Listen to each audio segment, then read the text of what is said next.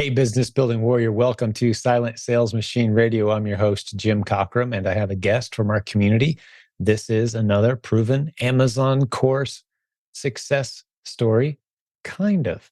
You see, this student has been in our community and listening to this podcast and listening to the ideas from the proven Amazon course, kind of piecing it together himself. He never actually invested until very recently, never invested in any courses or any content or any coaching. He just hung out in the Facebook group, made observations, listened to podcast episodes, and tried the stuff he was hearing about and worked his way into a beautiful business, as you're about to hear.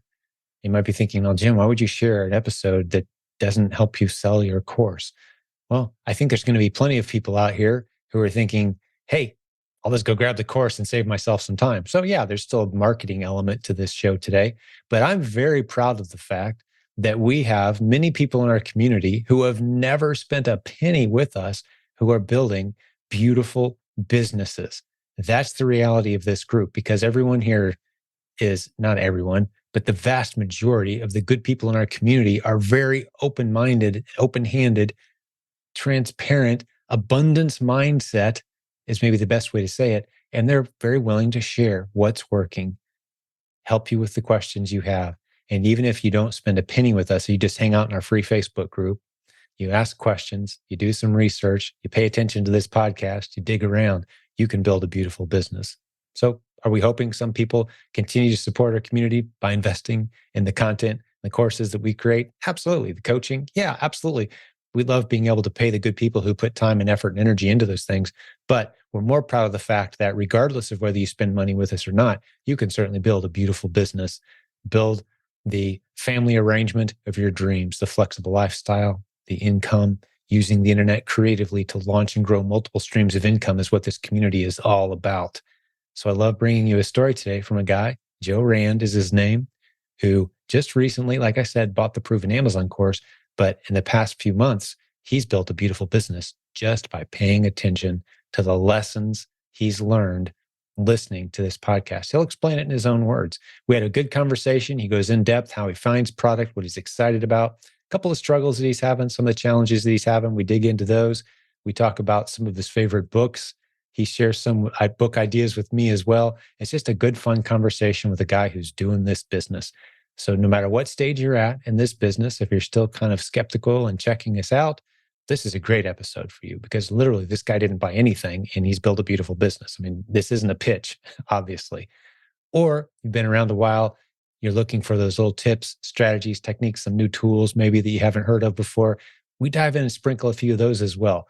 So enjoy this conversation with my new friend, Mr. Joe Rand. Oh, one last thing. Theprovenconference.com. We talk about that towards the end of the episode today. Now, as I'm recording this, we don't know the city, or at least we haven't announced the city yet, but we have announced the dates. July 6th through 8th, theprovenconference.com, theprovenconference.com. Get to the website. We'll have right up at the top of the page the dates, the city, whatever we know so far, it will be there.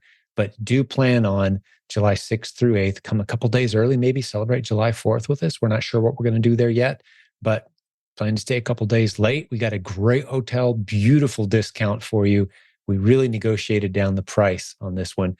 Plan on joining hundreds of listeners to this podcast, and we're going to have a great time hanging out. Last year, we had about 40 different sessions that you could attend, and those sessions were presented all from coaches and successful students from this community, from this podcast audience. It's an incredible time, incredible opportunity with a lot of good people. Hopefully you can make it. So let's jump over and do the interview that I recorded with Mr. Joe Rand. You're going to love this. So Joe, welcome to the show. Hi, Jim. Thanks for having me. Pleasure to meet you, my friend. We just met. As the audience, I don't know your story yet. I'd love to dive into it, man. So let's go. Yeah, so I was working a really good job with the friends that I started the company with back in Maryland, and they're really close friends of ours. They were like the husband and wife were in my wife's wedding, and with us, and their kids were the ring bearer and flower girl, and so knew them really well. But I decided that once we were having our second kid, that I wanted to be able to spend more time with the family, and I was spending a lot of time at work, so we made the semi uncomfortable decision to leave that job. And with that, we also decided that we were going to move from Maryland to Texas. And my wife was 6 months pregnant at the time, so a lot of stuff was going on all at one time. And I knew that when I got down to Texas, I didn't want to start a job right away and miss out on things with the kid and getting the house set up and time with the family by starting a job and then having to tell them, hey, I got to take a break. So I was looking into, Amazon for probably, 6, 8, 10 months, something like that. Prior to that, everything from like the Kindle direct publishing, which I realized that while it's easy per se, I'm not as creative with, making cool looking covers and that kind of stuff. And it's very hard to scale too. Very few people do that model at scale. It is. I just looked at like, hey, I can do kind of this passively, and I realized it's not so passive, and there's a lot of ins and outs of it. Well, it's neat and interesting, and may revisit it at some point because I think it's kind of fun. Not something that I saw as being a scalable option. And then I looked into private label because that's kind of what everybody thinks of Amazon as. And I was like, oh, this is great. I could do these things. And I started hopping on Alibaba and all those different stuff. And then I even got a sample of something. And I'm like, this looks almost exactly. It was a plastic case, and it looked exactly like a Pelican case. It was a complete knockoff of it. And I was like, I'm going to get sued before I even get started with this thing. So, yep. So I was like, this may not be the best option to start off with. And I was kind of watching some YouTube videos and some stuff, and again, still with a private label. And then I looked at a couple other, a lot of different people that were out there. And then stumbled across, a younger group of people that were selling a lot of clothing, apparel, and I was like, well, that doesn't seem like it's that difficult to do. Started watching a lot of their videos and their podcasts and listening to all those different types of things. But the more I got in, like, listened to it, while it seemed like it's definitely possible to do, they're relying on a lot of crazy sales to be happening and stacking gift cards on top of a lot of just stuff that's not duplicable. And it's just something that didn't seem like that's really a good scalable business model. And then I was listening to some YouTube while I was getting the house ready for sale. And somehow YouTube went to a recommended channel, to a recommended channel, to a recommended channel. And then you popped up and you're doing what was it? You were talking. You were using an example of popcorn, finding popcorn, and finding replens and bundles using popcorn as an example. I'm like, man, if you can sell popcorn on this thing, you can sell anything. So it just sucked me in, and I was probably supposed to be doing something else, but I ended up sitting down and watching the whole hour and a half episode on it, and I was like, why isn't anybody else talking about this? I probably at that point I listened to maybe 1,000 hours of things between YouTube and different channels and podcasts. And I'm like, that seems like it's something that could be an actual business, and you can keep selling the easily sourced, full priced products that are all around you. Yeah. Right? And you weren't once talking about waiting for Labor Day sale or any of those kind of things. It was underutilized, listings that you could find profitable items on that are just out there. And I'm like, there's no way this can happen. I'll ask you a question, Joe. Do you said you listened to a lot of YouTube videos and no one was talking about this. Do you know why that is? I know. I'm just curious if you want to take a stab at why virtually no one's talking about this model from a expert teaching the masses type of vantage point. The model emerged from this community, replens, and virtually to this day, still no one, most ideas get copied very rapidly, right? Good ideas. Yeah. Why is it? So I'm curious if you happen to know. I don't know exactly. I mean, I can take a stab at guessing that, they don't want, if they're going to be doing that model, they don't want to give away all the secrets of it, or think they're giving away all the secrets instead of helping out the community and realizing that there could be some of that going on for sure. People keep it close to their chest, but it's so expansive, Yeah. The other side of it is it's boring, I guess. It is boring. It is boring for sure. I mean, selling Nike shoes versus selling, a thing of candied pickles or something or whatever. I mean, you don't care what the product is. It's just analyzing the numbers and selling the stuff that's going to make you money, right? But here's my theory, at least, and see if this resonates with you, Joe.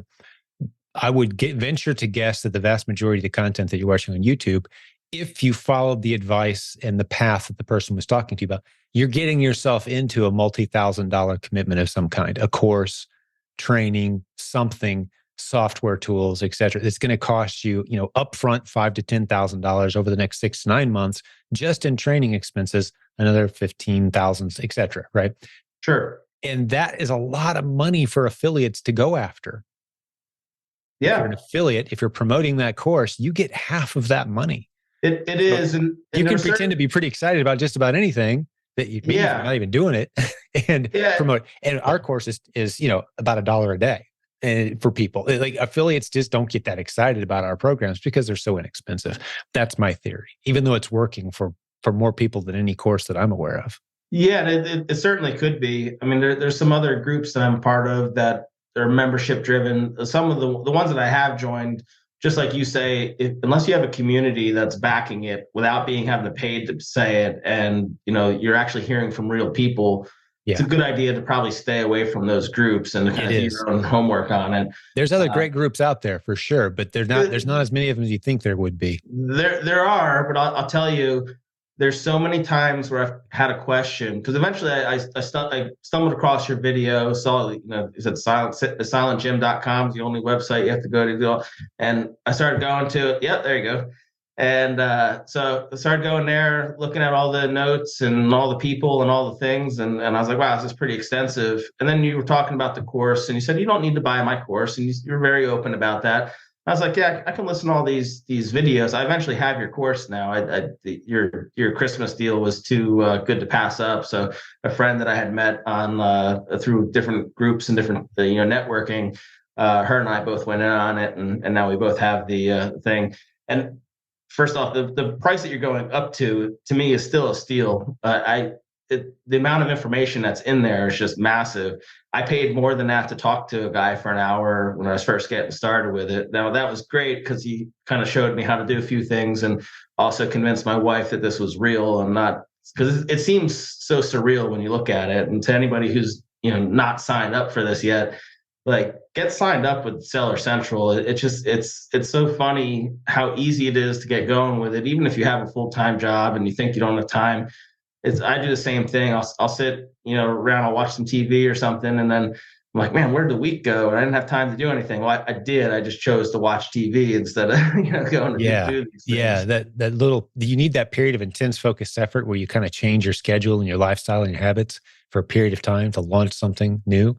And some people just never get around to carving that out. Sure. But And had I done that, a few months in advance, it would have made it a lot easier when I was unemployed at this point, and then doing it with money that like wasn't replenishable. That money was actual money that was going into the business. And if something happened, which it did, that money goes away. mhm. So, yeah, I mean, the community is great, but I'll tell you that your community, when I went to the Facebook page, I was like, oh, let me type in. I had some questions. And I was going to ask them in the community. I'm like, well, let me use the search function. Look, every single question I could possibly come up with has already been answered in that community at some point in time with extensive data surrounding it.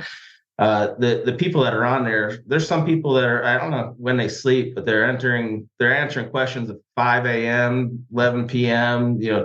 Well, it's a global community. That helps, right? It's the middle Oh, of the day sometimes it's the somewhere. same people though. It's Yeah, wild. true. We've got some truly committed. I'm not sure. We've got like 100 admins and moderators in that group.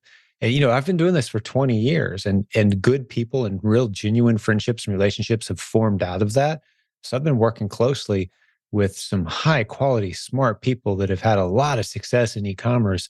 And something that we all have in common on the leadership team around here is we root for the new guy because Yeah. we know those new guys, like as I'm sitting here with you, fairly new student, kind of, you've got some momentum, you got some success, this works, but you've played your story forward a year, 2, 3 years from now. You're a leader on stage in an event. You're bought into the community. You love what we're all about. You formed great relationships with all kinds of good people. And so we love pouring into those new sellers because we know they quite often mature and grow into great leaders who teach us all new things. And that's the model we've used for, like I said, 15 plus years now.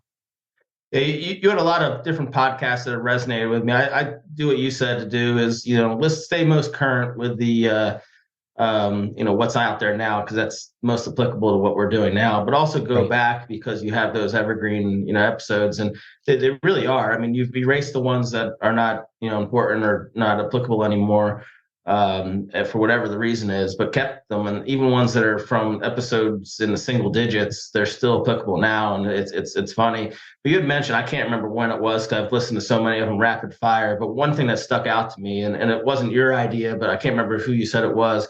You mentioned like two buckets in the field, and the storm comes through, and one's overflowing and one has an inch of water in the same bucket. How is that possible? And the answer being that one's been there longer. And Yeah. That that's was one of actually a the riddle I came up with because when we'd have family meals, we'd like to try to make up riddles to stump the family.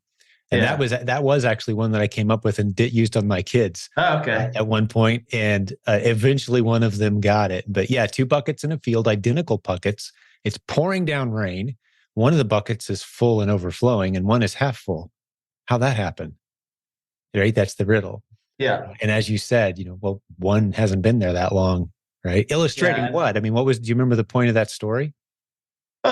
He was saying that sometimes you just have to be around people, be in the community, do the different things for a while before things start to Yeah. seemingly go your way with it. Yeah. And it can be hard at first to get good. It's hard later too. It's hard at all different times of your business, depending on what you're doing at that time and how you're growing, just like any business. Mm-hmm. But being in that area longer, even this few months that I've been in, I feel way more equipped to move forward and through 2023 than I did in July, August, September. And I made some not great decisions on some stuff that ended up teaching me very quickly. I'm glad I made those decisions, but they ended up costing me some time and a little bit of money.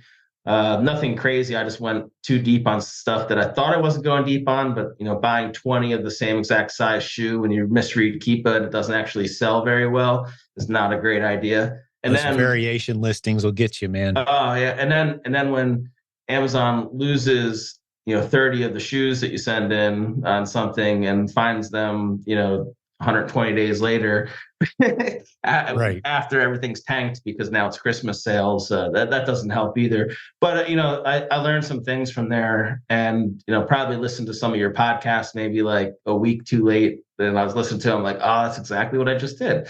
And I'm like, Why didn't you tell me that sooner? yeah. I also, again, the same thing with the variations. I was looking at something, thought I had the right order of a shirt. Again, it was another Nike product. And I thought I was ordering the right thing. Turned out the swoosh was black on the one that I saw, but I had ordered white. Had no idea, but it turned out being really good. And actually, I used some of your advice again about making listings. I saw that it wasn't on there. It looked like something that would sell well. So I was like, well, instead of returning this, which I'm kind of against doing, I think if you're making a decision to buy something, you've bought it. Instead of returning it to the retailer. Yeah. Figure out how to sell it. It's just figure out a way. There's a lot of ways to sell things off of Amazon through, there's just so many ways. But I was like, let me see how hard this is. And I got approved to list the Nike listing, put it on there, made a variation listing, and I started selling. And for a while, before other people found it, it was really good for me. I was really excited to sell the things, making great ROI on it.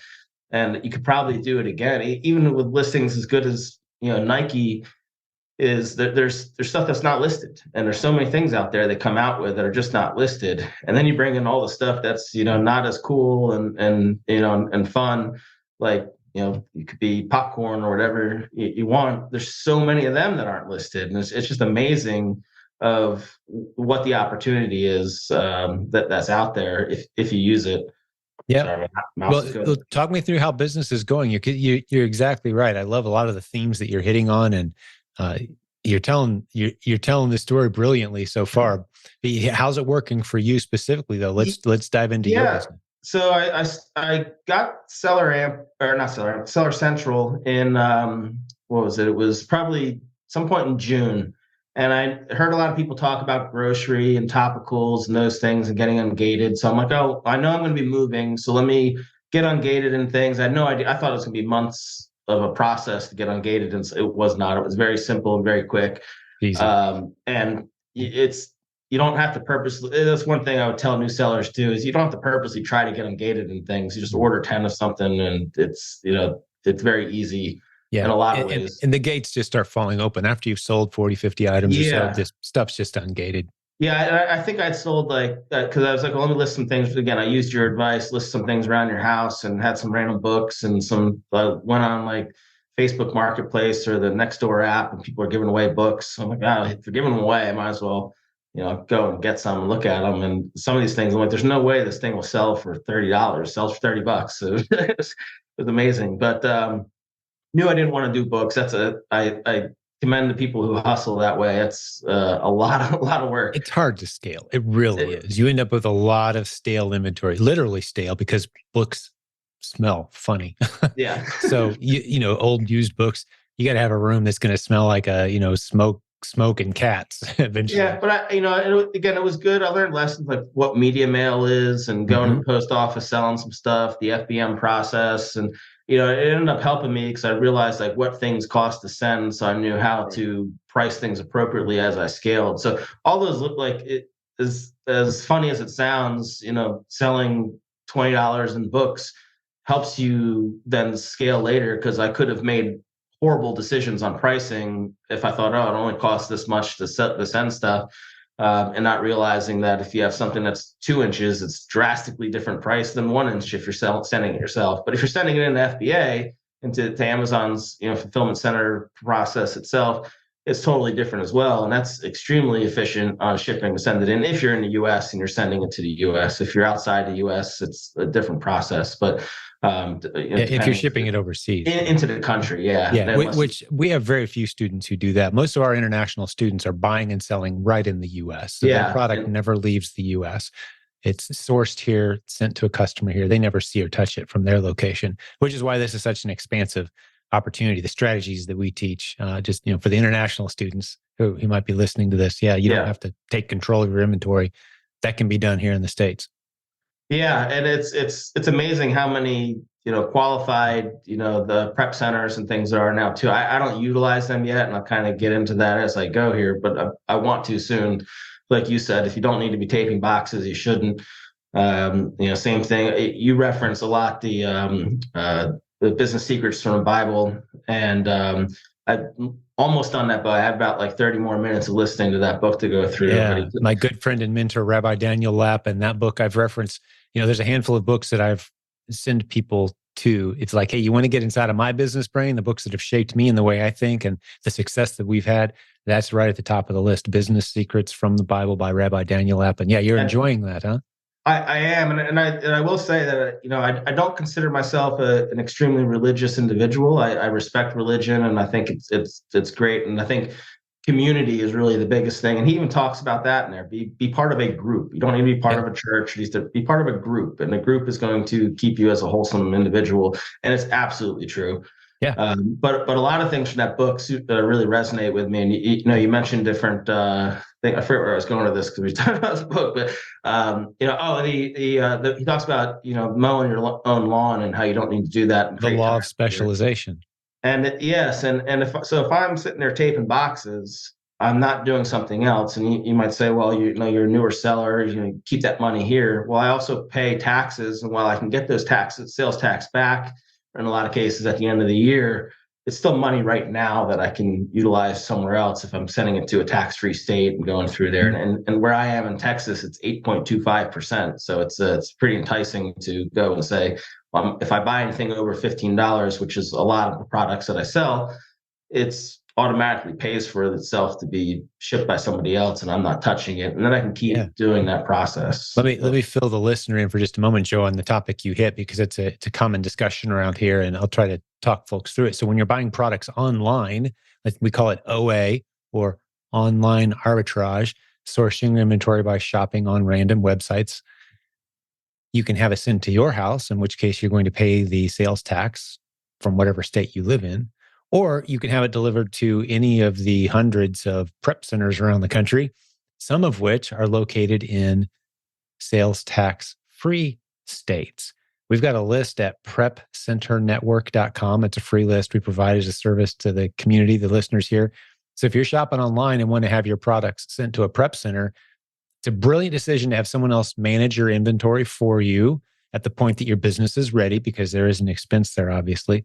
But if you use a sales tax free prep center in one of those states, well, then your order, it's going to cost less money right at the point of sale.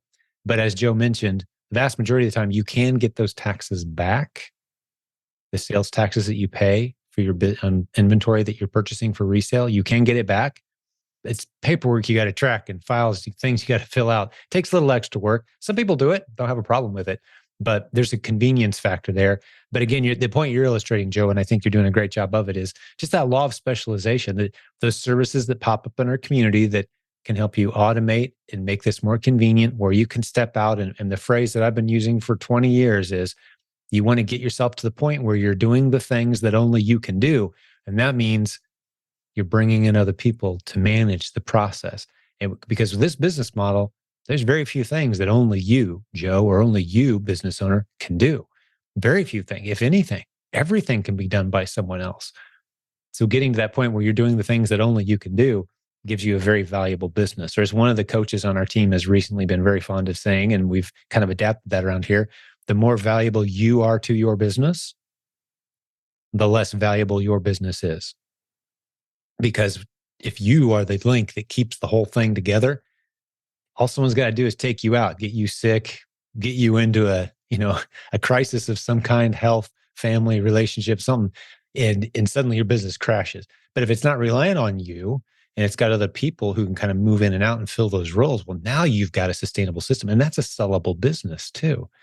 So we like those themes around here for sure. Good stuff, man. I just thought I'd interject a few thoughts, and these are Sure. all kind of like soapbox issues for me. I could talk about any of these things for an hour anytime, man. I get Oh yeah, I excited. mean, and you'll see, I'm not shy about talking. I am shy by nature normally, but I've kind of way overcame that. And you can ask my wife; she thinks I just blew it out of the water by doing the opposite of what I thought would be shy. So then I wouldn't be so shy with things anymore. But once I get going, I can talk and talk and talk. Well, But that's another thing from Rabbi Daniel Lapin's book. He talks about that. Remember the yeah, most powerful tool you have as a business leader? You remember what he says? the Your mouth. Do you remember yeah, that? Do you remember yep, reading that? yeah, Right. It's the most powerful tool you have. So get used to using it well. Get good at yeah, speaking, and communicating, telling and people how you feel, what you think, educating. That's a skill you must have. yeah, the previous work that I did, it was, surprising just how much talking to people gets you. And even like later this week, I'm going to go and talk to a supermarket manager about trying to get a product that I used to be able to get at a certain price that went up. I want to see if I can buy a pallet of it, if they will continue to sell it to me at that other price. Right now, the answer is no, because I haven't asked them. But if I don't talk to them and communicate with them, it's always going to be a no. So Yeah. I might as well reach out and talk to them and see how things are going. Yeah. And some people are Um, mortified at the thought of having conversations and potentially being told no and those sorts of things. No, you have to get over that, man. You have to get yeah, like I said, I'm naturally shy by nature, and I got to psych myself up to it a little bit. So I get anxious right before I go and talk to somebody that I've never spoken to before as well. But I also know that when we talk about serving people and serving the community, it helps them out because they're selling something that they want to sell anyway, and they were selling it at that price before, so they possibly can still sell at that price now. It helps me out because I'm going to make money off of it, and it helps somebody else out because maybe they can't get it and they keep buying it at whatever price it's listed on Amazon for. So we're helping a lot of people by me just opening my mouth and talking to somebody. yeah, So sure. it's something that's what I plan on doing later this That's the week. beauty of, I mean, that is by definition what free markets are. It's Yep. mutually beneficial arrangements. Yeah. Everyone benefits. That's what a transaction is. It's a mutually beneficial exchange. Yeah. I mean, Simple as that. my If one previous, party's not benefiting, why would they do it? Like, no, I'm not sure. going to sell it to you for that. Okay, cool, no deal. Or that's way too expensive. Okay, don't buy it. But when we do come to a price that we both like and agree on, both parties win. It's free market. Yeah. And a lot of this whole thing is just relationship driven. And it's not necessarily like, doing something for somebody to try to get something else. It's just being a decent human being. I mean, Mhm. there's distributors that we worked with at my previous work that I, I don't talk to, like, haven't talked to them since I left that job, but I still called them and wish them, happy Thanksgiving and a Merry Christmas. And Yeah. now part of it's going to help me later, I'm sure, because I've already now talked to them since then, because I'm at the point where I, looking into some wholesale options, and they're saying, hey, we don't sell to Amazon sellers, but hey, yeah, we want to sell, we'll sell to you. Tell us what you want to do here and how to do it. Here's our listings, and go ahead and do this. And now I have a corner on something where I know that they aren't selling to other people, and they get very, very, very good pricing on things, just Hmm. because I'm a decent person to Yeah. these You got the guys. relationship. You've earned the trust and respect and friendship over time. And Sure. Yeah, and it's something where I, like, after I left, I tried to make sure that the next person that was coming up and ordering in my company knew who that person was and continued to order from them. And I didn't have to do that. It didn't benefit me at all. It's just the right thing to right. do. And Yep. now it's benefiting me. And if you had asked me then if I thought I was going to be buying from distributors to do, it's just, I would have thought that was crazy. Hmm. And even continuing this, I might have thought was a little bit crazy. The idea of this was great to make this a full-time thing, but again, when you're starting, it just seems so surreal, because you're selling 5, 10, 15 of something, and you make a few bucks off of it, but at that point it's like $30, and you're saying, well, was this $30 worth all this time? And it's not, but you can scale that now, and you get a bunch of different products, like you're saying, through your replens. They don't have to sell 1,000 times a month, but if you have 100 products that sell 4 times a month, all the time, you now have a really good quality business that's now actually more protected than the other thing, because they could stop selling it, the price could go up, other people could jump on the listings. It's Yeah. unlikely that 100 of those are going to happen all at the Right. same You've time. completely diversified your risk. It's Yeah. amazing. And you mentioned, like, if you looked at your storefront, there would be plumbing things next to, a can of pickles, and Yeah. all, It's so all these random. different I say all the time, if a successful replens seller set up a physical store location, a brick and mortar building with a parking lot, and people walked into the store and saw on the shelves the things that the successful replens sellers sell, it'd be the most random. I mean, you think it's chaotic at Goodwill. I mean, there is no semblance of any kind of connection whatsoever between like you said, a jar of pickles and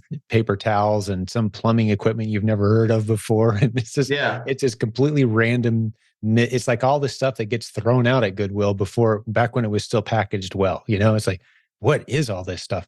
But we've identified underserved listings on Amazon. We don't care what the product is. We don't care how we feel about the product. It's a number on a piece of paper. Customers want it. They're willing to pay price X. I can get it for 30% of price X. It's a listing that's already existed. It already exists. Let's sell against it. It's not rocket science. It's not. It's a matter of learning the process. Yeah, and even if the listing doesn't necessarily exist, you can put something together pretty easily. It's not Absolutely. hard. I did it the first week, With like, those Nike shirts. Yeah. yeah, literally the first shipment I was sending in, I stressed out for about, a minute, and then I was like, this is definitely different. And then for a minute I thought too, well, I could probably sell this, and people aren't on the same listing, and people aren't going to probably notice, and maybe they wouldn't, but that's not who I am, and it's not the right thing to do. And so the right thing to do was to look at it and sell the right product and create something. And so those thoughts cross everybody's mind, is, can you do this a little bit? And You're I talking think about if you, the white swoosh versus the black swoosh. Like, yeah, yeah, how I got many to people make would sure have the customer. noticed? Yeah, And I almost didn't notice. I almost did send it out, and then I sure. looked at it and was It like, this happens. this is not right. And so it delayed my shipment going out maybe 3 days while I figured it out. But again, I thought it's going to take me a long time to get approved to be able to list something Nike, because it is one of those restricted brands where they don't want to have people just listing counterfeit products. They make send a lot of photos in, but it's not hard to do. It's And not. if I can do it as like the first week of doing this thing, and I'm get close to 40 years old, so I'm sure there's people that are older than me that are starting this. There's a lot of people that are younger than me starting this. You don't have to be super computer savvy to do all this stuff. No.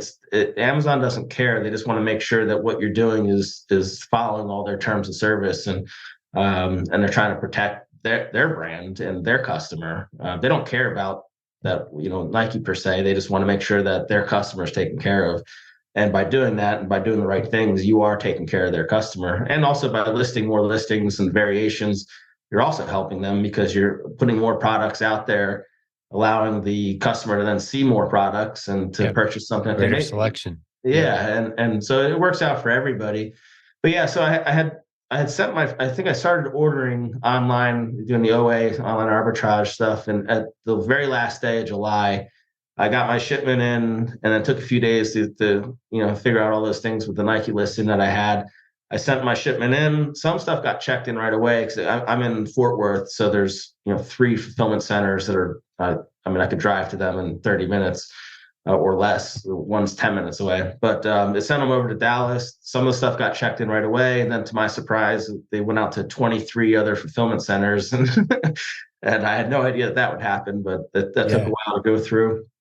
But they went through and it started selling, and I want to say it was a mistake. I was kind of seeing how the process would go, so I was kind of waiting a little bit. I should have been buying more and kind of researching more while that process happened, to at least get better at seeing how Keepa charts would work, and because there's so much data on those in the Keepa program, on the charts, and so many functions of it that you just don't. I mean, your courses teach it pretty well, and without going through that or looking at it, you can miss so many opportunities. And Right. I'm still missing opportunities Yeah. using it. Well, all of us are. There's dozens of ways to find great replans. And just so you know, I don't know if you noticed yet or not, but for the sake of the listeners as well, we've we came out with a very popular module about 6, 7 months ago. It's part of the Proven Amazon course collection. That's where all of our Amazon training is. It was called Advanced Keepa Training, and it shared one specific way to get in and really dig in and find great replans in Keepa. Well, we've got 9 more strategies we're launching very soon, and it's advanced Keepa training 2.0 kind of thing. These are all trainings that you'll be able to get as part of the Proven Amazon course community, but there's just so many strategies is the point I want to make. Just using Keepa, that's just one tool, but I'm pretty sure if I brainstormed with some leaders on our team, we could come up with 50 different ways to find replens easily. But Keepa is a power tool that's involved in verifying, hey, is this a risk worth taking or not? That's the most powerful function that it performs, in my opinion, by far. It is, and it's also like for more advanced users of that have been in this longer, for the small and light program. It's Yes. something that Keepa is the only way that I'm really going to be able to find things quickly of what listings already exist that are great for that program that maybe aren't Mhm. being used. And I think that possibly your community might be the only one that's really probably using that small and light program correctly, because I've talked to a lot of other people and they have no ideas on how to really look into it. But you kind of scroll through all the information on your Facebook pages by doing the searching, and there's a wealth of information on how people are finding some things or what they're Yeah. listing, how to list it, what it is. And then Amazon released the news saying that they're going to expand it a little bit and have Up it go to up a little bit higher price. Yeah, $12, I think, right? which sounds like, okay, that's only $2. That probably makes millions of products that, Eligible. Yeah. which is just wild to me. Yeah. And so it's still going to be underutilized. And I think that's something that people could be spending a lot of money. I say a lot of money. People could be spending $15, $20 to make $3, $4 per item, but you could also be spending $2 on something and make $3, $4 per item through the small and light program Right. if utilized correctly. So that's something that again, Keepa is going to be one of those things that helps, and without really listening to your podcasts and without seeing things throughout your Facebook group, which I can't believe the Facebook group is free, because it's just the amount of information that's in there just blows me away every time I go into it, and everybody's just fantastic in that group. So you guys have done a great job with you and your team of Thank keeping you for that. that thing Appreciate it. solid. It's no, thank you. It's it's almost selfish for me to see it, because it's Well, just such a helpful it tool. comes back to us when success stories happen and the good news floats and people share their story on this podcast. That attracts in other good, high quality business building warriors. And we all benefit from this community. We have an abundance mindset. There's as much room for as many of us who want to succeed in e-commerce as who want to come in and do the work.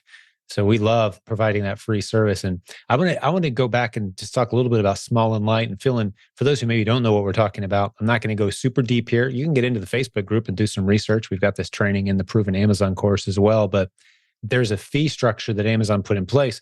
If your product qualifies, if it's small and light enough, then you pay a lower reduced fee rate for that. But you have to enroll the product in the small and light program to qualify for it.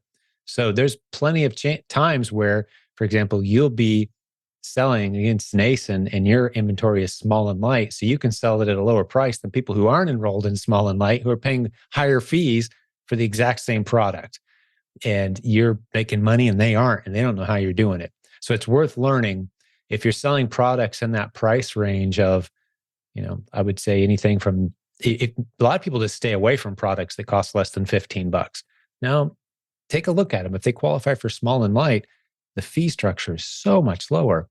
And you can actually drop your price and make more money by enrolling products in small and light because your fees decrease. And that's, I think, all that needs to be said for now. It's something worth investigating. And like you said already, Joe, it's discussed at length in our Facebook group frequently. Yeah, it's, again, there's another, I don't remember when the podcast was, and I apologize for not knowing her name. You'll know it right away. But there was a woman who was talking about one of the podcasts that she didn't have really any money. So she had a few bucks and she'd go in the grocery store, buy something and reinvest that money back. And then I think she even said that at one point she woke up, she had some medical issues and she woke up and she was like paralyzed, I think she had said one time. And she still made it work. And I think even since then, she opened her own prep center, which her son now runs. And so it's like, you look at that, and if you can find those small products in there and you don't have a lot of money, you could still do a lot of damage on the Amazon space. Absolutely. That's a lot of the beauty of this is you can start with just a few dollars. It's amazing. You earn as you learn and grow. And I even say frequently, if someone comes to us with $50,000 and they say, hey, I've only got 50 grand. People say that. I've only got 50 grand to put into this. What do you recommend? Like, keep it all in the bank, dude. I want to tell you the same thing I would tell someone who's got $100. Hey, business building warrior, quick update. One of our sponsors, Payoneer.com. They're tremendous. They've got up to $750,000 without a credit check to help you grow your Amazon or Walmart business. These guys are a proud sponsor of this program. Thank you for checking out their offer at payoneer.com/funding. That's PAYONEER.com, payoneer.com/funding. Thanks for the sponsorship. Go check these guys out. And I even say frequently, if someone comes to us with $50,000 and they say, hey, I've only got 50 grand. People say that. I've only got 50 grand to put into this. What do you recommend? Like, keep it all in the bank, dude. I want to tell you the same thing I would tell someone who's got $100. Here's the basic tools you need. Get the Proven Amazon course, go through the steps, buy some test inventory. You're about $150 total spend at this point. Like, yeah, you haven't, it's just that extra money. You're going to use that to grow your proven inventory as you discover it. But we're going to get there. You're going to be earning, putting money in the bank as you learn, and you're going to start small. The only advantage of having a lot of capital is you can scale faster once you understand the system. But it doesn't help you understand the system more quickly. It doesn't help you even get started to have more money. It just helps you. And no, we do have our coaching program. You can get one-on-one assistance from one of our 60 coaches who have built businesses, incredible businesses using these models. That'll ramp you up a little faster if you've got some investment fund to put into that. But the basic steps, everybody's got to go through them. Everyone's got to take those, we call it that period of intense focused effort, getting signed up for your Amazon account. They're going to ask you for a copy of your driver's license to verify it's really you, and all those little boxes you got to check. And they're always putting new verification processes in there. Just about everybody gets suspended at that point as a new seller because, and everyone comes, screaming on the internet, I got suspended my 4th day. No, they need some more verification. The address on your electric bill didn't match the address on your driver's license, and they need to verify. You're not suspended. So, but that period of like, all right, time to check these boxes one time, and then the adventure begins. And it takes some focus. It is some work. There's some details there. Yeah, that's what I was going to say. Unless you pay for coaching or you get in a really good small group that's very helpful, it's almost worse to have money because you're going to make some bigger mistakes. Do some stupid things with it. Yeah. You're still going to make the mistakes. They're just going to be larger. And I'm testament to that. It's, I made some mistakes that, I've figured out how to reduce the damage of it. And I didn't lose anything on it, but it just took a long time to sell the stuff. But you're going to make fewer mistakes if you have the coaching. But if you have more money, you could really mess up because you think, oh, if I just order $10,000 of product, I'm going to sell it for $30,000 and then make this profit. That's not how it works. This is work. It's not just a free game where you throw stuff up there and it sells. you do have to put in the time and make sure. Now it does get easier. Like the first time I went into like an Ollie's, I'd seen a video on how many things you could find in an Ollie's. And I was like, oh, this would be great. I was in there for 4 hours and I think I found like a couple things that were profitable. Now, again, I was making a mistake of scanning all the grocery items instead of typing it in. And which, Right. again, I listened to your podcast a week too late and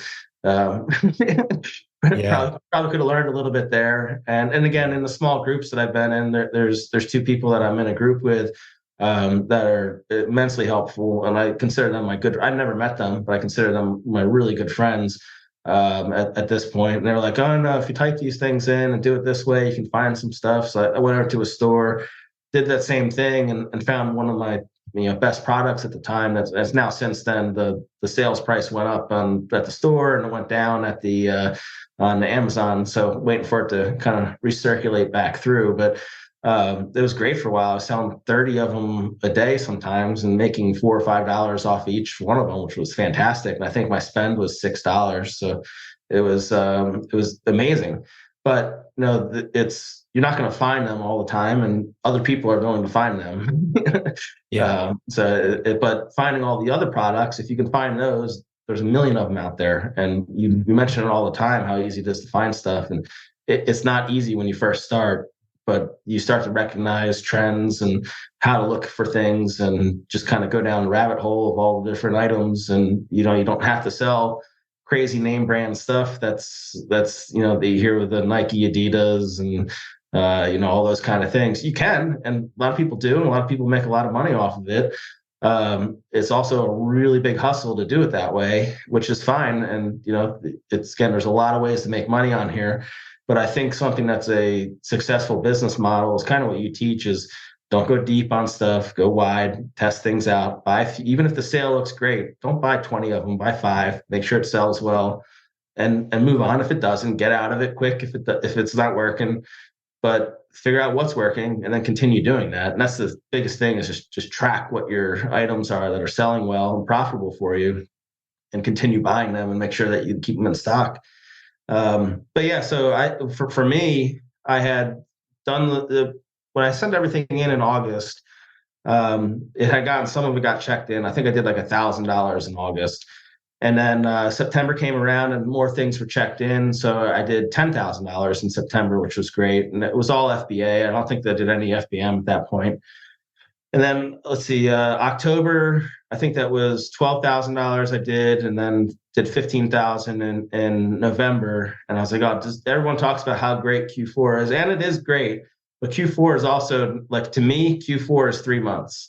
In the Amazon community, it's really like 2 to 4 weeks Right. of a focus when they're talking about what it is, and depending on what you're selling. Crazy buying early December, really. If you went wide with stuff, it's 4 weeks. If you were narrow with it, it's probably sometime 2 weeks between the middle of November and leading up to Christmas. And then you got to be careful too, because if you're doing fulfilled by merchant and you're selling it anywhere close to Christmas, you're going to get a lot of unhappy customers that when stuff doesn't arrive on time because the post office are loaded. Right. But I did pretty well, and I sold it was 24,000, I think it was in December. So I felt pretty well done. And that's just the most recent full month, correct? Yeah. So January, I didn't buy a whole lot in December. I took the opportunity to spend a lot of time with my family, but I was also looking at a lot more replen things. Because before that, I was in the whole realm of Nike, Adidas, Converse, all those kind of things, and not really shoes. Shoes weren't really great for me, and I realized that if I mess up that much on a shirt, not finding a difference in it, I have no business buying shoes. But I realized that really grocery and the things that are boring are some of the best items. I started I have inventory lab, and started capping what I was selling, and realized that groceries were doing great. Now it's good to get the high ticket items too, so I think I'll always do a mix of that. But there's also some things where I'm like, well, let me see what else I can find out there. So I started searching, looking for more stuff in December, and found a lot of items. So now it's a matter of where can I buy them, how many can I buy, and testing them out and sending them in small. Even now, I'm still doing small orders of stuff because I've made that mistake, a lot of times, and I don't want to keep making that mistake. So I'll test it small, send it in, see how it goes. And then I'm also looking at some of the wholesale options through the distributors that I've talked to. But again, some of that you can buy some smaller, items, but sometimes you're buying stuff that they're saying, well, we don't actually have it here. It's being sent directly from the manufacturer, so you need to buy a pallet. And I'm like, well, I don't necessarily need a pallet of this thing if it's not going to sell quite that much. And then I got to look Right. at, is my money tied up for 4 months in that product worth it? Or is it worth it to look at other items? And 9 times out of 10, it's worth looking at other items because there's so many items out there that are profitable to sell. Yeah, And turn your money over quickly. I'd rather see a catalog of a bunch of different products that you can, sell a handful a month versus a few products that I've gone really deep in and I've got a yeah, bunch of it. And man, if things turn, I'm left with a lot of inventory. So yeah, keeping that mile wide, inch deep is what we call it around here. Strategy rolling just spreads your risk so thin across all these different products with great upside potential. And yeah, and I once had you're good heard at you. this, 80, I 90% of the stuff you're picking is winners. Yeah, I mean, and it becomes easier and easier. And I had heard you say the inch deep, mile wide a million times, and I probably should have listened to it more. And I was like, wow, there's a great sale on this. This is never going to happen again. Well, it does. It happens 3 weeks later. It's Yeah. all these things. I don't shop a whole lot, so I never realized how often stores are trying to clear out stock of stuff. So Yeah. if it's too good to be true, it's probably a junk product, or it's something that everybody else is going to be buying that same thing. Yeah, And then that's we don't. I don't get that excited about sales and discounts and clearance aisles and close aisles. no, That's the Easter egg model, and yeah, you can absolutely hustle your tail off. It's got to be you or someone who you know really well, and just hustle the yard sale, clearance aisle. That, and you can put some money in the bank. That's great, but you're going to be doing a lot of work. You're not going to be building a system that can scale to the point where you're doing the things that only you can do and someone else is doing all of it, and you've got a team ordering the same boring products online, not waiting for sales or discounts, finding new replens every day. It's just a boring scalable model that we encourage, not the Easter egg hunt excitement, like, ooh, guess what I found today? Well, next Saturday you're not going to find anything. We don't do that. Replens is a step into the predictable, boring, stable, steady, scalable model, and you're selling a lot of the same kind of similar stuff that you would be with that Easter egg hunt, that treasure hunt model, but you can go get more so easily anytime you need to is the difference. So you're just giving your shoppers a shopping list. You're not telling them to go out and find profitable inventory. sure. You're giving them an exact shopping list. I mean, it could be a distracted teenager listening to music in their ear pod. They don't have to pay any attention to anything. Just here's the stuff we need. If it's local retail or if it's online sourcing, here's the websites. Here's the how many we need. Here's the, someone can be Yeah. paid to go shop.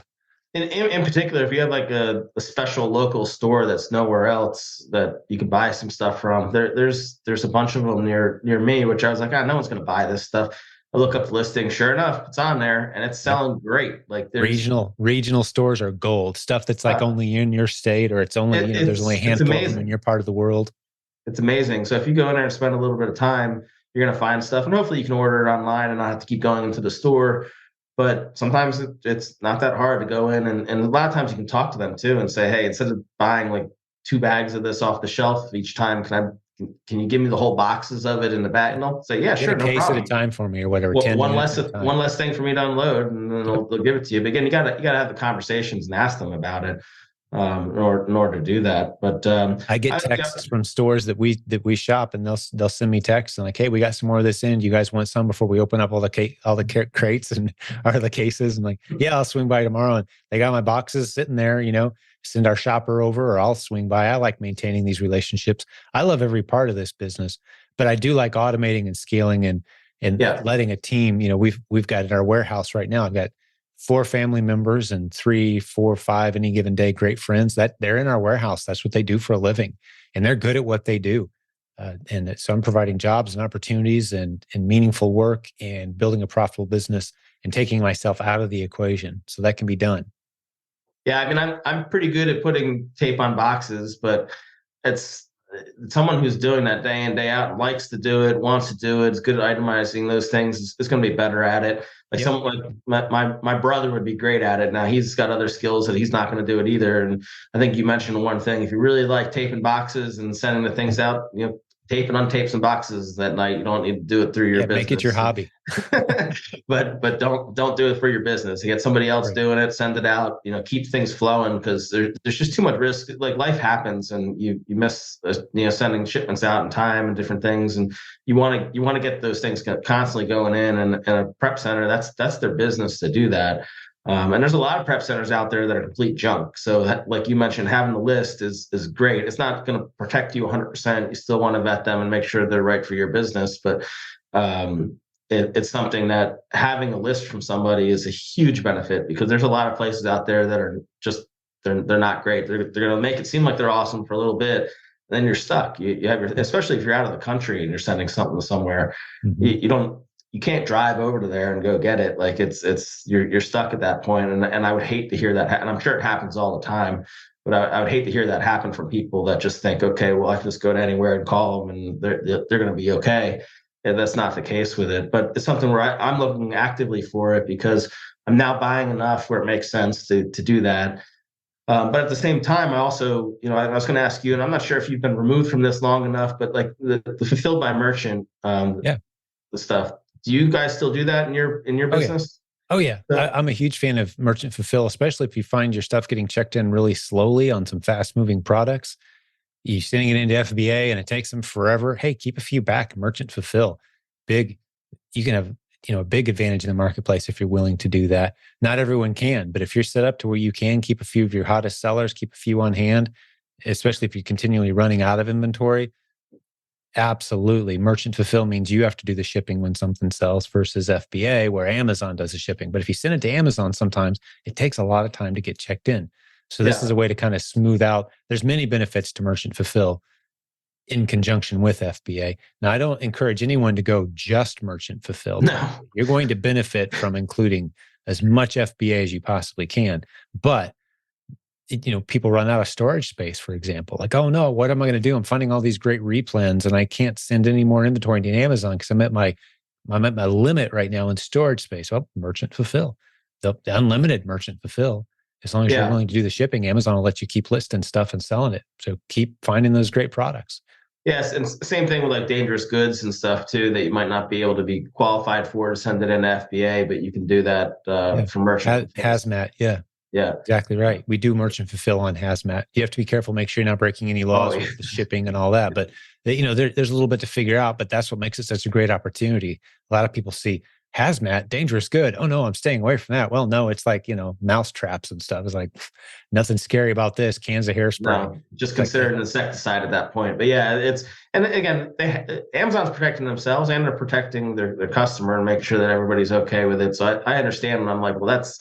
I come from a world where we're dealing with, mold and, asbestos and different, like those things to me are hazardous, not Windex, but, it's because it's got 0.3% ammonia in it or something. But again, I get why it has to be that way. Yeah. And, Amazon makes it pretty easy to go and watch a video and, become approved for that stuff. They just don't give you a lot of space if you do make it into the program. So like you're saying, sending that stuff out is helpful. I also don't want a garage full of that. So I want to use a prep center for now until I have enough scale where I can bring that back in and, get a warehouse and, down the street from me. And then hire some local people to, help prep stuff. And I'll still do the merchant fill, just do it more internally at that point with other people. Yeah. Some prep centers will receive your merchant fulfill inventory and some won't.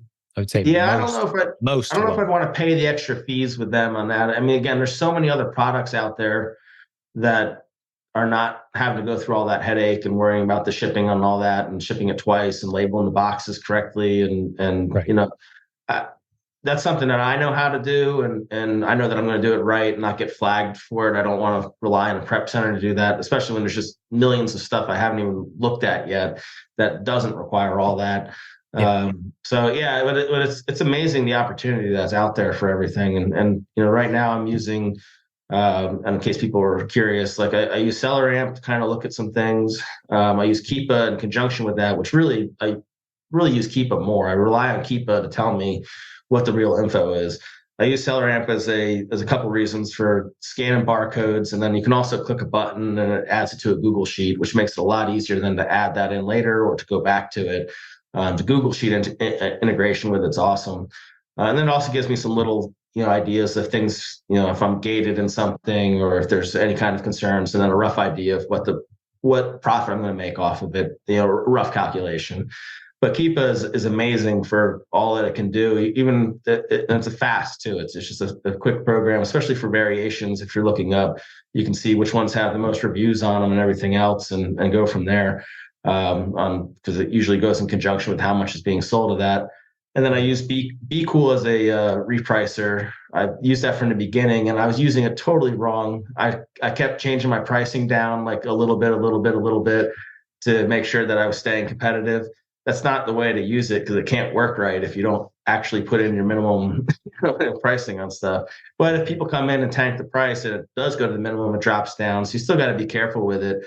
But it's funny how much the pricing goes up at times too, and how much it can save you if you're using the repricers correctly. That's stuff where I was like, oh, there's no way that thing is going to sell for $25 and then it sells for $35. And I'm like, I don't understand how that's working, but that's where the repricer doing its thing. Yeah, at the point where you're spending significant amount of time repricing your inventory, which will happen to you eventually doing the replens model that we teach in the Proven Amazon course. You got to use a repricer. And there's a good number of them out there. If you talk to the 100 leaders in our community, the coaches, the administrators, the content creators, there's 5 or 6 different repricers that are going to float. I happen to use Be Cool as well. There's a lot of other great ones out there. I'll stick a link in the show notes. I think they've got a special offer for our community with Be Cool, but there's several really good ones out there that, people love and swear by and use, but they're all customizable and they overlap in a lot of the features. But basically, it's just you don't have to spend a whole lot of time managing your prices, trying to stay in that range of what you want for your products. Yeah, it also gives you a lot of information too, so you can look at it and see, are you the lowest, which is not necessarily great to be the lowest, and talk for hours on that. But it tell you if you're in the buy box, and you can customize a lot of different things there, which is great. Inventory Lab's been awesome for that as well, and it's not an accounting program. It gives me some rough number. Like I think it tells me I'm making 26 or 28% profit on my stuff, which is, if I run real numbers and go through all the programs and stuff, I think I'm right around like 18% after everything, like including gas, driving around, all that kind of stuff. All expenses, which Inventory Lab doesn't know if you don't tell them. So you've got to but what are all my true expenses? It's. I think there's some other things in there that it doesn't quite calculate exactly right, but it does a great job at kind of looking at stuff. Like I can't keep up with the things that are being returned and trying to put that stuff back in there and figure out, did it get back to me? Did it get back to FBA? Did it get sent back out? And Inventory Lab does help to an extent to that, which has been great. And then there's some various Chrome extensions and stuff that I use that you've talked about in a lot of different podcasts and different things, and in the community where people can easily search. But yeah, it's not hard necessarily to do, but it's not easy. Like you do have to put work in to do all this stuff. I did have some money to throw into it, but again, it's not a limitless fund. I went from a full-time 6-figure job to stopping and trying to do this and get this up to ground. Now, fortunately, my wife worked remotely, so while we moved, she was still able to stay working. And then she went on maternity leave during that time as well. So we were very, very fortunate to have that circumstance with it. But again, it's also not great to have a bunch of money sitting around because you can make some bigger mistakes rather than slowly make them. So for anybody who's trying to do that, I would always suggest, if you can do it while you're still working, there's a lot less stress involved with doing it. For sure. And it's not as hard as you think it is to get it going. You don't have to stay up to 3 a.m. every night trying to figure it out, but you do have to schedule your time and actually commit to it and treat it like another side job or part-time job. And just it's not really difficult to get it going, but you do need to put the time in to look. And I kind of got sidetracked from that I think might have been like September. I started while everything was getting sent in. I started going into like RA mode and saying, well, I can just go to the store and pick stuff up. Well, you're peeling stickers off of stuff more, which is a lot really annoying, especially when I'm clearance and things like that. but you're also entering in so many SKUs. And if you can't buy them again, it's such a waste of time. Great It's point. it's so much easier to buy stuff, even if you got to peel off stickers later.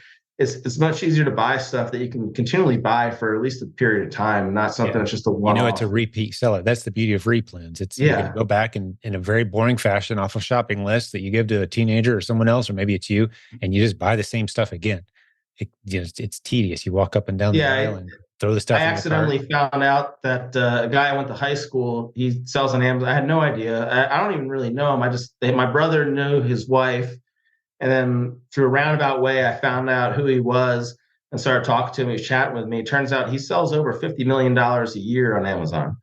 And I was like, I had no idea. And you talk to the guy, he doesn't look like it or anything, like he's this Mm-hmm. big business mogul, but he has like 9 or 10 shoppers. They were RA before all the stuff with the pandemic had happened, but then they had to go into OA, and a lot of them were really good, and the ones that weren't, they didn't work anymore. He does have one RA seller or buyer still, but he's got like 9 or 10 OA people that just that's all they do is buy and do it. And again, he's constantly finding stuff, and he'll be the first person to tell you that he could hire 10 more people and they could buy more. There's so much out there to Yeah. find. You just It's need to so find it. expensive.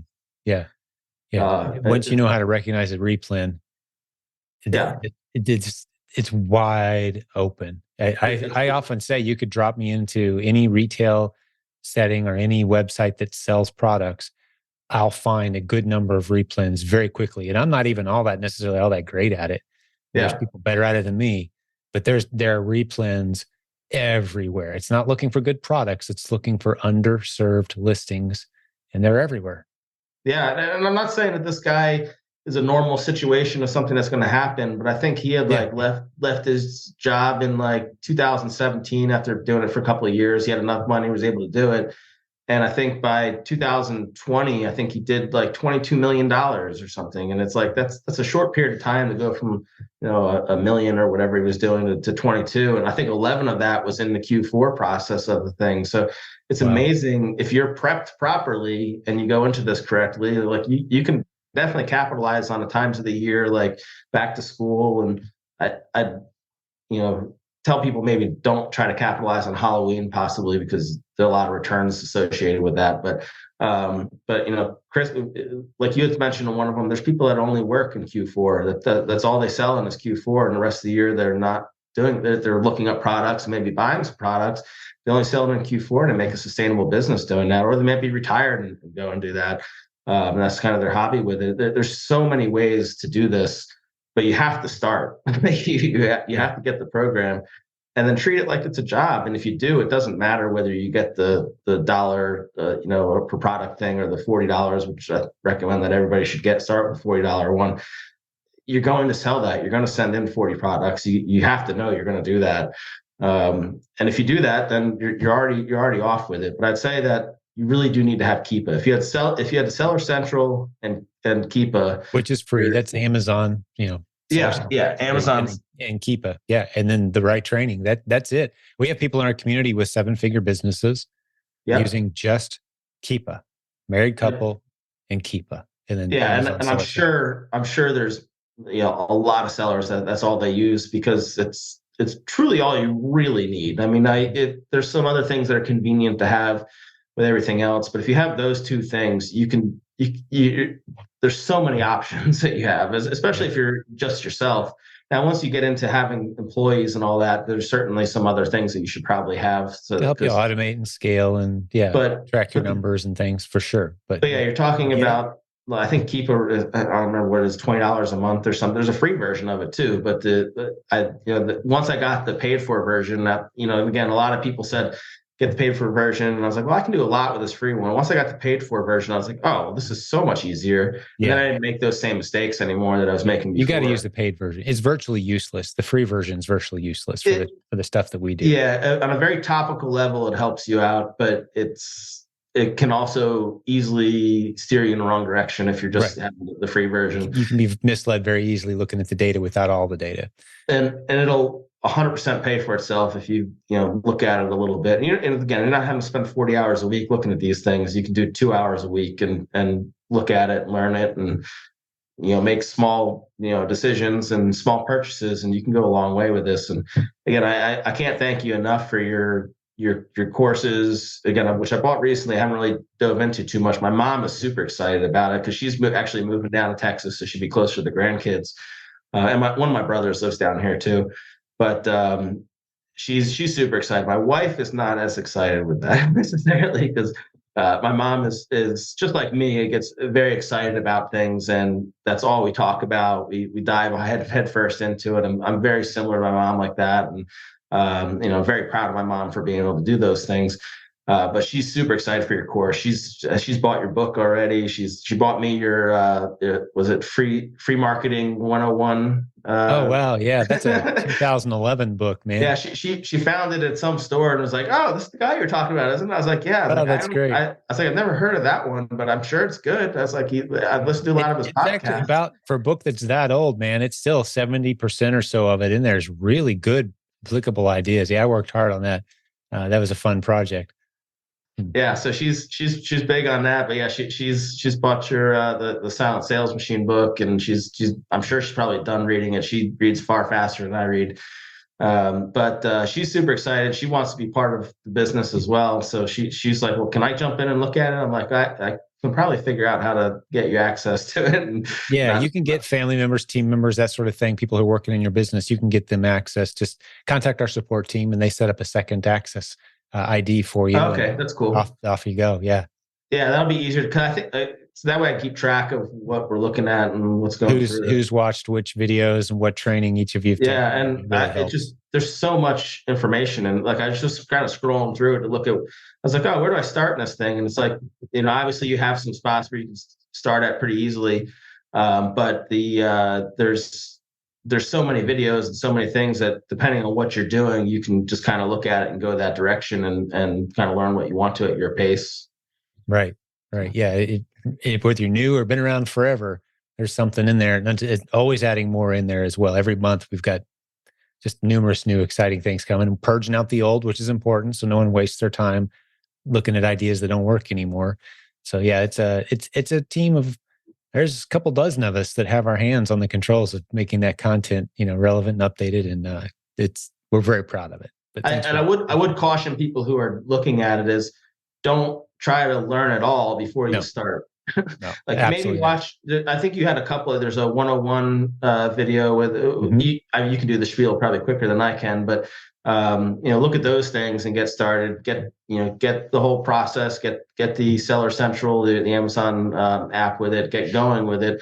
List some things around your house, books, whatever. That's what I did. I think I did $400 in sales and just some random stuff that was sitting around the house that Just learning the process. Yeah. I didn't want to move it anyway, and it was there to be sold. And then you get addicted to it. You start to scan a lot of different things. You're like, how is this selling for that much on there? And you're like, well, I got to buy it with a receipt because some things you don't want to just list.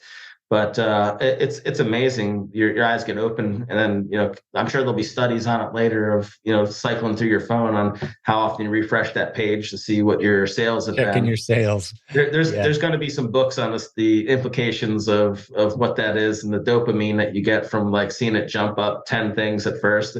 I'm sure yours is jumping up, thousands of dollars if you go Just through. every time you check it. Yeah. And I got multiple things going on. So I can spend a good 5 minutes anytime just getting updates from the different business segments and, different projects and things. It's It's, yeah. it's dangerous, and I It do is. think that you have to shut it off at a certain point and say I'm not going to look at it anymore because your family time is very important to go Yeah. and spend time with. There were other things, but stuff's going to still happen. It's going to be there in the morning when you go and sign back in and go and look Right. at it. Right. But yeah, it's the community that you have is fantastic. Thank you for having me on and talking to me about all these things. Super excited when you reached out to me, and I'm excited to see kind of what this kind of develops into. And a lot of it's going to be using methods that you teach because. And again, I'm in the younger crowd is kind of looking at like, okay, Nike and Adidas and all, which again, they're great business models if you want to do it that way, but it can also get you in a trap in a lot of ways too. And I think going the use like the boring way with it, it's still not boring. It's fun to go into a store and scan some random things and be like, well, I can make this in barbecue sauce. Like, and it's fun to do it that way. And it makes barbecue sauce more exciting, I guess. But Yeah. All these random it's, products. it is. It's neat to be on the hunt, and it's also hard to, like, if my wife tells me that she's got to be careful if she sends me to the store to go get like milk or something, because she knows I'm gonna scan at least for 20 minutes when I'm in the store. I'm the same way. I can't just walk through a store retail. And you kind of learn new stuff, jumps off the shelf, unusual stuff you haven't seen before. I bet that's a decent one. I'm going to check that out real quick. And sure enough, there's replens all around you anytime you're in a store. So it's hard to leave a retail store. It can become very difficult. She'll go in with me. She'll be like, what are you doing? We're just going in here to get a bucket for our son's Halloween. Why are you getting a cart? Right. Yeah, we're gonna need it. Well, I don't know if I'm gonna find something. Yeah, there's money in here. Yeah, that's awesome. Well, hey man, I've got another commitment coming up, so I need to start wrapping this one up fairly soon. But was there anything on your list, like any questions for me, or anything else you wanted to be sure and hit today? Because I think we've dove pretty well into your story. You shared some numbers, how you find your profitable inventory. You're in it, and I love that you were able to achieve some incredible things without needing anything except this podcast. I think that's a tremendous testament. But now that you've got the course, I think you're going to have your eyes opened and things are. I'm excited. I'm excited for it. I mean, it's never bad to learn things and like, again, even professional baseball players do ground ball drills. So going back in and looking at stuff that I think that I know, I'm sure I'm going to find things. I'm sure you've stumbled your way through some things, and if we clean up those rough edges, you're just going to ignite this thing. And that's really what I'm looking for. And the same thing with like reading a book is, I'm not worried about a $20 book. I'm looking for the $1 million idea I can find in that book. Yeah. And the last one with the business secrets from the Bible, it's like, it's almost, I should bookmark this areas that I shouldn't go back and listen to, because there's so many fewer of those than there are little gems that are in that book. And again, that's talking from somebody who's not particularly a religious individual. It's an eye-opening book, and it just reminds you of a lot of things too, like, oh, that works, well, kind of why it works. And but that's kind of where I was going to ask you, is just, do you have any other books other than the Bible and the business secrets from the Bible that you would recommend? Oh, yeah, sure. Business, personal, or just any kind of growth. Well, as a business grows and you find yourself hiring people and kind of expanding your team, a book that I found very useful is Dave Ramsey's book, EntreLeadership. Okay. EntreLeadership is a book you'd probably enjoy. I like The Compound Effect is a good book that I think just about anyone could benefit from. The E-Myth is a good one. Yep. By Michael Gerber. That's a really good book to just get you thinking about the difference between running a business and owning a business, and thinking of it as an entrepreneur versus a technician, person doing all the work.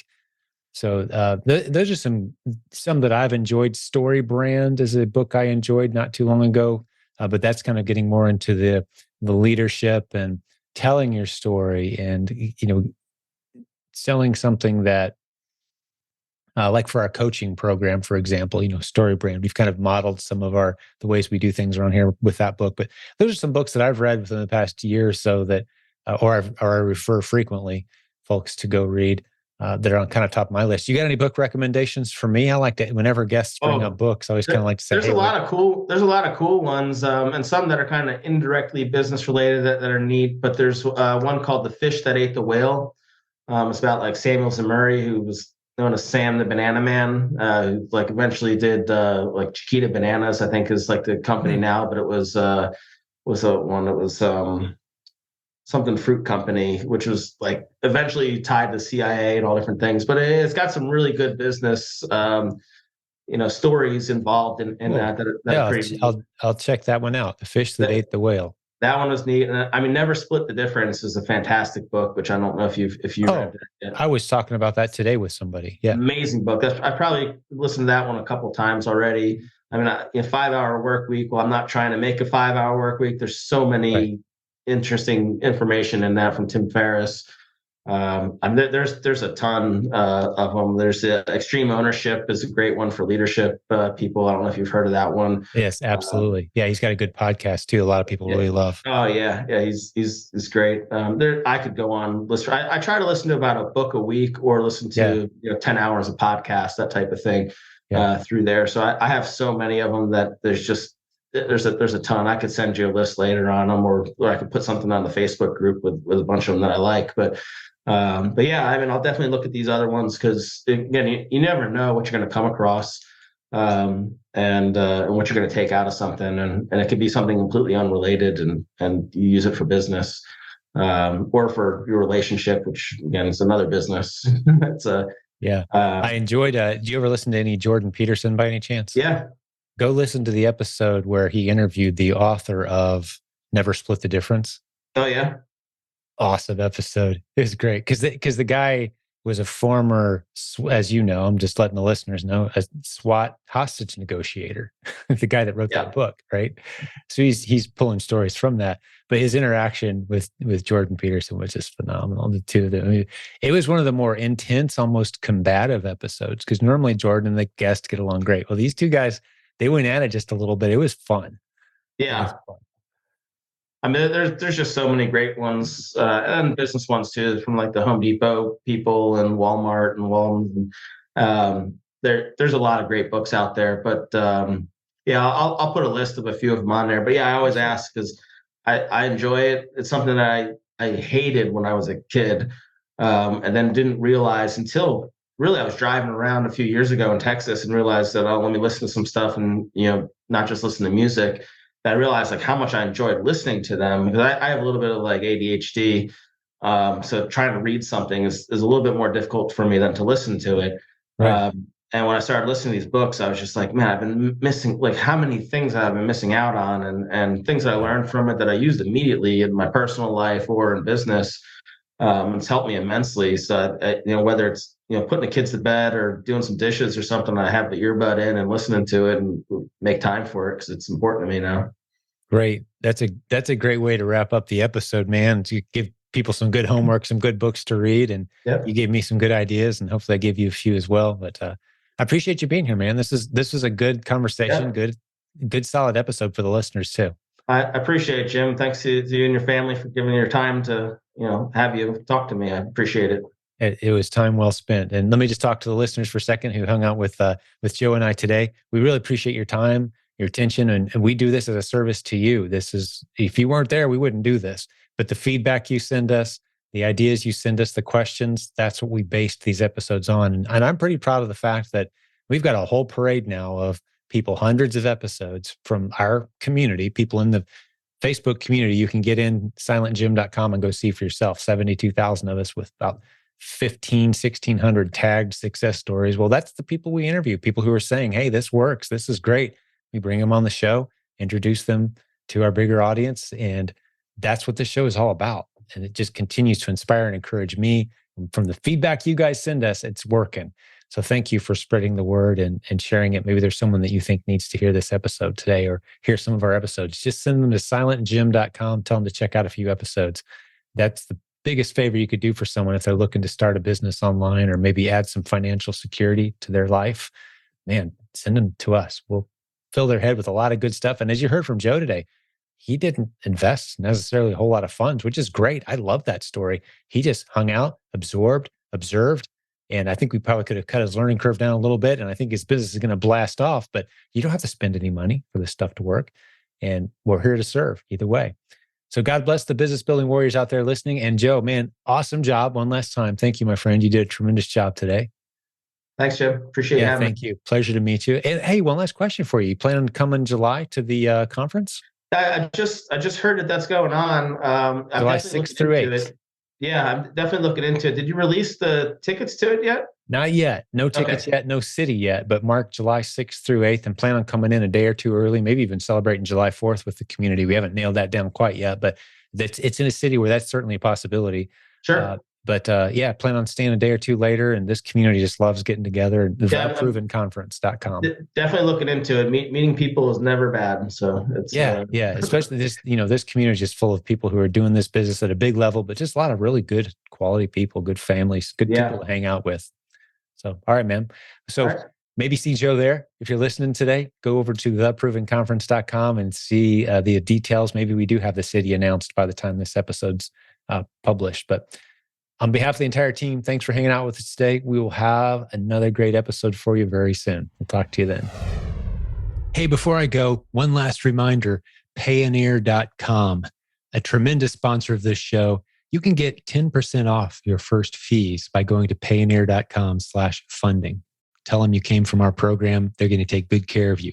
Up to $750,000 for Amazon and Walmart sellers. Hey, if you're needing some funding with some good flexible payback terms with no credit check, you're going to love these guys. Go check them out.